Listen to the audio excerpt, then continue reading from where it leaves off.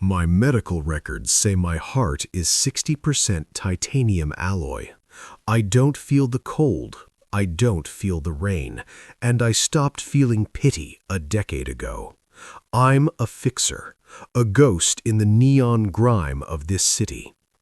But tonight, the mission changed. I wasn't hired to pull a trigger. I was hired to be a shield for a man who looks at me like I'm still human.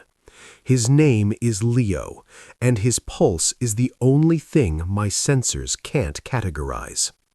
In a world of silicon and steel, I'm about to find out if a machine can bleed for the person he loves, or if I'm just programmed to die for him.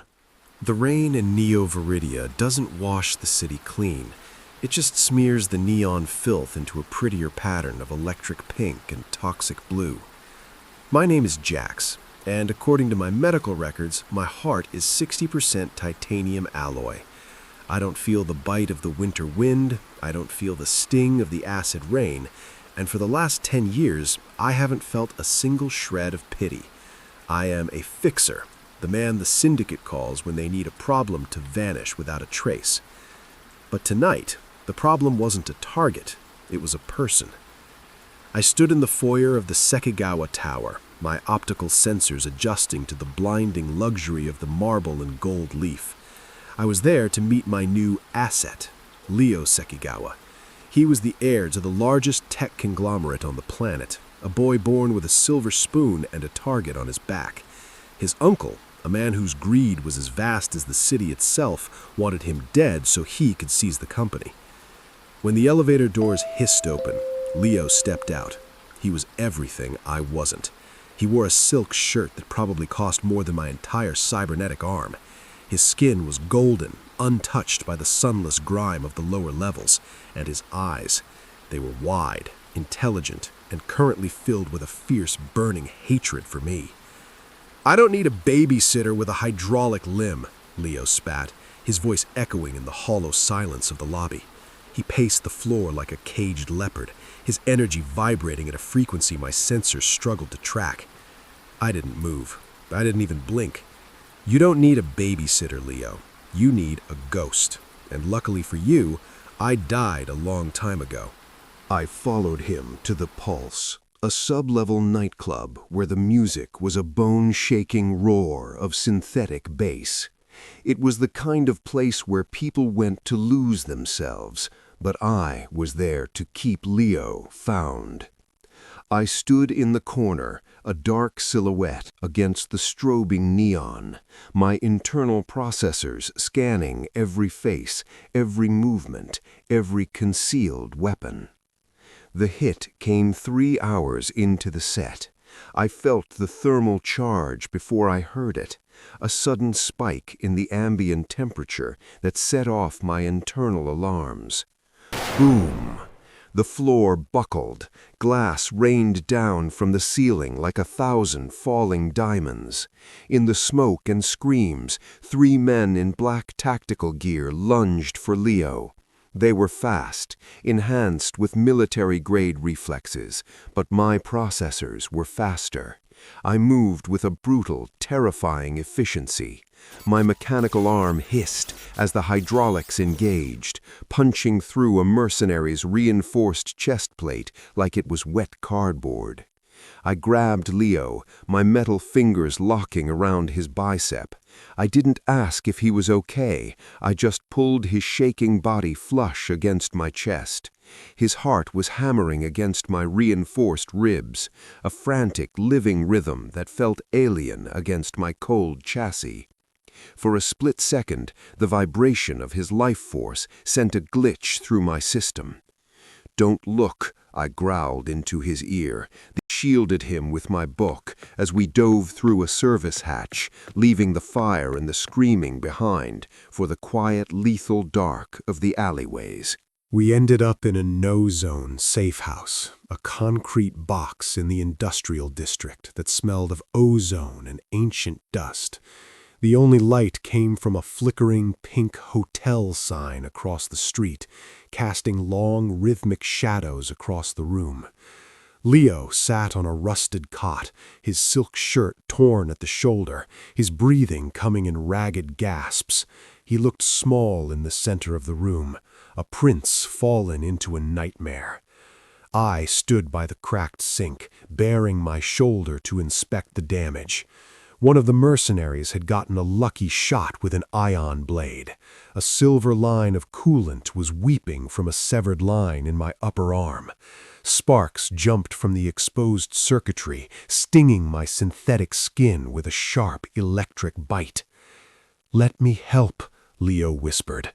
"Sit down, kid. You'll get shocked," I replied, my voice sounding more like a machine than a man. "I'm a Sekigawa, Jax.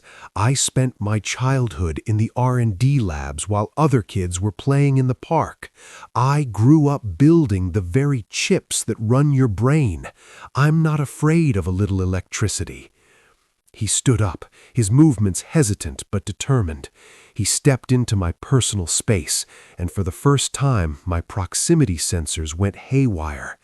He was close enough that I could smell him, the scent of expensive sandalwood mixed with the raw metallic tang of fear. He reached out, his fingers cool and steady as they touched the heated metal of my arm. As he worked, using a small toolkit he'd scavenged from the room's emergency locker, the silence between us grew heavy. He was delicate, threading the microfiber optics back into place with a surgeon's precision. "Why do you do it, Jax?" Leo asked softly, his eyes focused on the silver plating of my chest. "Living like this, forfeiting your humanity for a paycheck. You're more machine than man now. Does it ever hurt?" "There wasn't much humanity left to save when they rebuilt me, Leo. Pain is just a data point I've learned to ignore." He stopped. He didn't pull away. Instead, he placed his entire palm directly over the center of my chest, right where the cold fusion power core hummed. "I don't believe you. Machines don't throw themselves in front of thermal charges to save strangers. Machines don't have eyes that look as lonely as the stars." He leaned in, his forehead resting against my metal shoulder. I felt the warmth of his breath through my shirt. For the first time in 10 years, my internal cooling system couldn't keep up. My core temperature spiked. My logic circuits were screaming danger, but my hands acted on their own. I reached out with my human hand, tilting his chin up so he had to look at me. The neon light from the window turned his unshed tears into liquid rubies. When I kissed him, it wasn't a calculation or a protocol. It was a short circuit. It was the feeling of a dead heart trying to beat one more time. The syndicate tracked our signal just as the smog-choked sun began to bleed over the horizon. They didn't want a ransom. They wanted an execution. I heard the thrum of the gunship's rotors before they appeared over the rooftop of the safe house. "Give him up, Jax," the lead mercenary shouted through a megaphone, his voice distorted by the wind. "You're a fixer. You know the math. One boy isn't worth your existence. Walk away and we'll let you keep your chrome." I looked at Leo. He was holding onto the straps of my tactical vest, his knuckles white. He didn't ask me to save him. He didn't beg.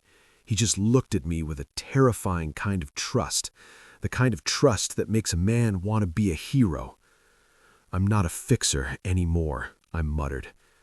I reached into my own chest, my fingers finding the manual safety overrides on my power core. If I pushed it past its limits, I could create a localized EMP, an electromagnetic pulse that would fry every electronic device within 50 yards. The gunship would fall, the mercenary cybernetics would seize, but it would also wipe my own processors. I would go dark. Permanent black. "Jax, no," Leo realized, his eyes filling with horror as he saw the core begin to glow a blinding surgical white through my skin. "You'll go dark. You'll lose everything you are." "I was already dark, Leo," I said, my voice finally sounding human, cracked with an emotion I couldn't name. You're the only thing I've seen clearly in a decade. If I lose my memories, at least I'll die knowing I saved the only thing worth remembering. I pushed him into the reinforced concrete stairwell and slammed the door, maglocking it from the outside. I turned to face the gunship. As the white light consumed my vision, the last thing I felt wasn't the heat of the core. It was the memory of Leo's hand on my heart.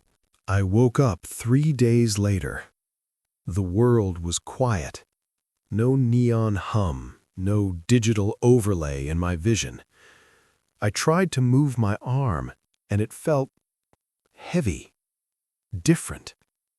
I looked down and saw flesh. Not chrome, not titanium, but high-grade synthetic skin that felt warm to the touch. Leo was asleep in a chair next to the bed, his head resting on his arms. The room was a private suite at Sekigawa Medical. When he heard me stir, he jumped up, his face breaking into a smile that was brighter than any neon sign in the city. "I spent $40 billion to buy your soul back from the syndicate," Leo joked, though his voice was thick with tears. "The EMP fried your old body, so I had my best engineers build you a new one. No more overrides, no more protocols. You're officially human again, Jax." I reached out, taking his hand in mine. For the first time, I didn't need a sensor to tell me he was there. I felt the pulse in his wrist, the heat of his palm, and the love in his gaze. "I think I'll keep the heart you gave me," I whispered, pulling him close. "It's the only part of me that finally works." Jax spent his life believing he was just a collection of parts and protocols, but Leo showed him that love isn't a calculation, it's a choice. As they sit together in the quiet of a new dawn, the chrome is gone, but the connection is real. For the first time, the machine has finally been outrun by the heart. Stories like this, about finding light in the darkest corners of the future, are why Gay Stories Chronicles exists. We are on a massive journey together, and we are so close to reaching our next major milestone. If Jax and Leo's story moved you, please consider joining our family by hitting that subscribe button and the notification bell. Every single one of you makes this channel possible, and I want you here for every chapter we have yet to write. Before you go, I have a question. If you could trade your humanity for power, or your power for love, which would you choose? Tell me in the comments. I'll be there waiting to read your thoughts.